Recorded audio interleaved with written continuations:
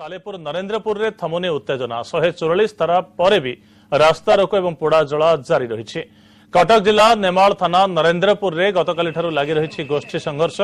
झिमिटी खेलरू महाभारत भली सामान्य कमेंट मरा को नहीं आरंभ होता गंडगोल जहां उग्र रूप नहीं। उत्त्यक्त लोके पुलिस भ्यान को पोड़ी देइछन्ति।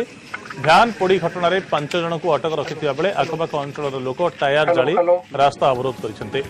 घटनास्थल में 10 प्लाटून पुलिस फोर्स मुतयन कर सामान्य साइड मरा को केन्द्र कर उत्तेजना सृष्टि होती। मिलता सूचना आधार में रास्ता जाउथिबा बेले साइड मरा को केन्द्र कर दुई युवकों भितर प्रथम बचसा होता।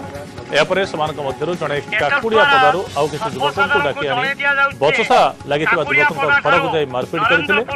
जड़े गर्भवती और जड़े नाबालक गुरुतर आहत होती। घटना प्रचारित होगापर गाँव में उत्तेजना देखा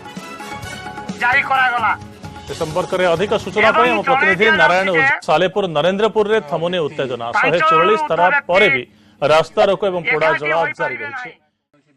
किंबा कौनसी बेआईन कार्य करिवे नाही या अन्य देश पर्यंत बलवत्तर रहिबो। केही यार खिलाफ कले तेबे आईन अनुसार कार्यानुष्ठान ग्रहण करा जिवो।